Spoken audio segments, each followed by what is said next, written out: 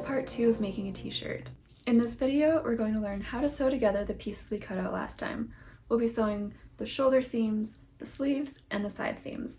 If this is the first video you're landing on, make sure you go check out part 1 if you need to learn how to cut out your fabric, choose a pattern, choose a size, or anything like that. If you're making a shirt with pockets like this one, I'm going to make a separate video that teaches you everything you need to know about sewing a pocket on knit fabric. Making a pocket is a little bit tricky, so I decided to put it into its own video. So you can actually sew a t-shirt using a regular machine like this. If you have the option, I highly recommend using a serger. I understand these are expensive machines, and if you're on a beginner tutorial, you probably don't have one, but I don't want that to keep you from making this t-shirt. So I'll show you the instructions for using a regular sewing machine and a serger. For the most part, you can follow the instructions that came with your pattern for pinning and sewing the shirt together. Most t-shirts are assembled in the same way. You're going to start by sewing the shoulder seams. Once you're done with the shoulder seams, this is where patterns can deviate from each other. Some will have you sew the sleeves after sewing the shoulders. Others will have you sew the side seams before sewing the sleeves into the garment. The most important part about pinning is to understand the difference between the right side and the wrong side of your fabric. It can be kind of difficult to tell what the right side and wrong side is on fabric, but the best way is to just look at it closely. On a knit fabric, you can see that this is the right side because it has vertical grooves running between the stitches, and the wrong side looks more like it's covered in tiny dots. Once you've figured out what the right side and wrong side is of your fabric, you can start pinning your shirt together. We're going to start at the shoulder seams. To do that, I like to lay the back down flat on the table with the right side facing me. You're then going to find the front piece, which can usually be identified by the larger scoop out of the neck. You're going to take your front piece and lay it face down or right side down on top of your back. When you have your fabric laid out, I like to use quilting clips to pin my fabric together because it has a really secure hold. If you don't have quilting clips, you can also use regular pins.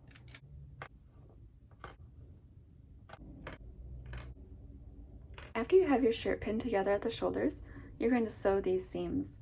Make sure you check your pattern instructions, which are going to tell you what your seam allowance is. Most seam allowances on garments are 5/8 of an inch, but this might be different on your pattern, so be sure to check. The seam allowance is going to affect how your shirt fits. Before we start sewing, I just wanted to mention directional sewing. Directional sewing is basically the concept of sewing matching seams in the same direction as each other. So instead of going from left to right on both sides, you would start from the outside going in or from the inside going out. And this makes a difference in how your garment fits sometimes. Personally, I don't feel that it makes a difference on seams that are this short, but on the side seams that are a lot longer, it can make a difference in how your garment fits. If you're sewing on a regular machine, you're going to want to use a zigzag stitch because that will stretch with your fabric. If you use a straight stitch, your fabric won't stretch, and that can lead to the seams actually ripping out if the fabric is ever stretched. When sewing with knits on a regular machine, you can also use something called woolly nylon, which is a stretchy thread. I personally don't like working with woolly nylon because it's a little bit difficult. Another thing you can do is use a walking foot instead of the regular presser foot that comes with your sewing machine. A walking foot is designed to lift up and down as you're sewing, which helps feed the fabric through more neatly.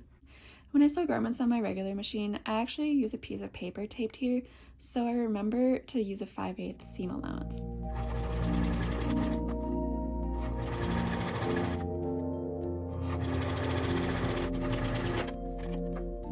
So as you can see here, the zigzag stitch is going to stretch with your fabric. It's perfectly fine to use a regular sewing machine and the zigzag stitch on all of your seams. The downside is that you are going to have some extra fabric here, and the seam is going to be a little bit less secure than if you were to use a serger. For the rest of this video, I'm going to serge my seams so you can see how that's done as well. But if you have a regular sewing machine, feel free to follow all of those steps just using your machine instead.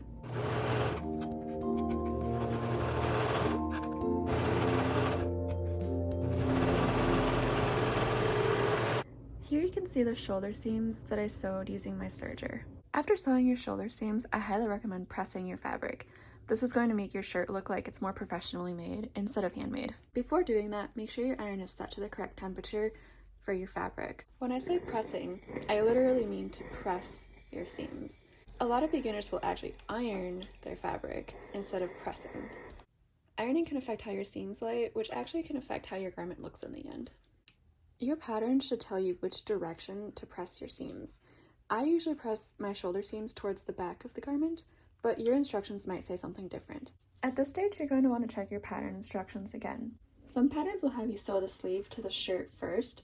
Others will have you sew the side seams and the sleeve seams separately, and then insert the sleeve into the shirt. If your pattern tells you to attach the sleeve to the shirt now, you're going to pin the right side of the sleeve to the right side of the shirt. This can be a little bit tricky to visualize. This is the right side of my sleeve and the right side of my shirt. I'm going to find the middle of the sleeve and flip it over top. If your shirt has pattern markings on it, you can line those up along the edges. If your shirt doesn't, I recommend finding the center of the sleeve and lining it up with the center of your shoulder seam. There are lots of ways to attach the sleeve, but I like to start in the center and pin down.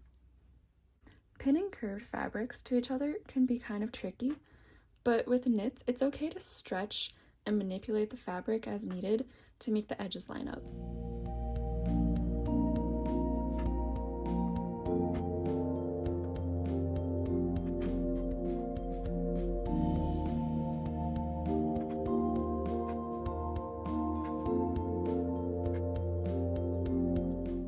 After pinning, you can start visualizing how your shirt is going to look. With the clips in place, you can see how the sleeve actually fits into the shirt. And remember, you can sew these seams using a regular sewing machine. I'm just using my serger. Before you start sewing, I just wanted to point out that sleeves are sometimes a little bit difficult to align while you're sewing. It's okay to stretch and pull and manipulate the fabric a little bit as you're sewing. Just make sure you're not pulling super tight or doing anything like that.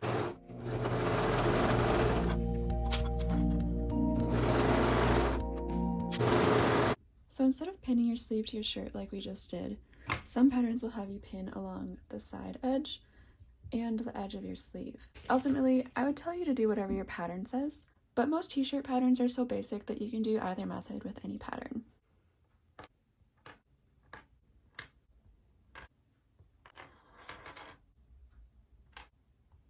If you're pinning the sides and the sleeve like this, you're now going to sew these seams. Each seam will be sewn separately.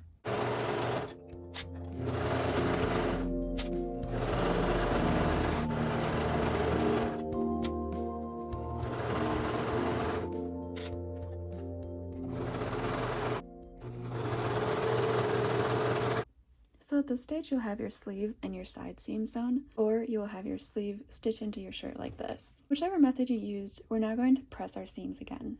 Depending on the instructions you're following, the next step is to sew the side and sleeve seam. If you attached your shirt sleeve first like this, all you do is pin along the side and sew from the sleeve down the side in one continuous seam. You can probably see why I like this method better.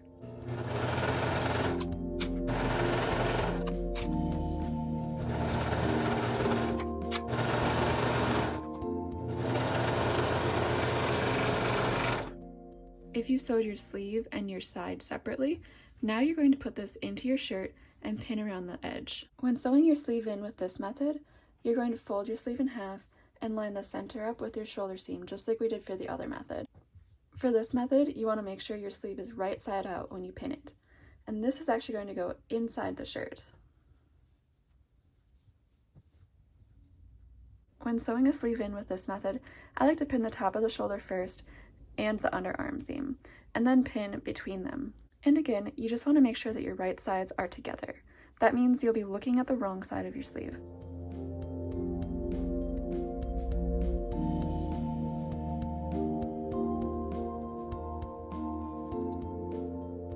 So you can see now the sleeve is pinned all the way around. And after pinning, we can sew this seam. If your machine has a free arm, it helps to remove the table attachment now. On a serger, you kind of have to just wedge the fabric in there, and it might not be completely to the right seam allowance at the underarm seam, but we're going to fix it by sewing over it when we come back to it. So as you can see, I'm only over this far, but really I need to be this far for sewing my seam allowance. We're going to correct that as we sew.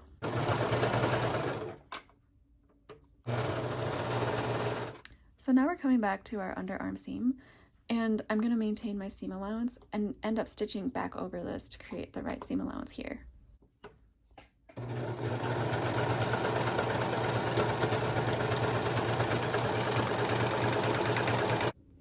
The last step is to press your seams like we did the other ones.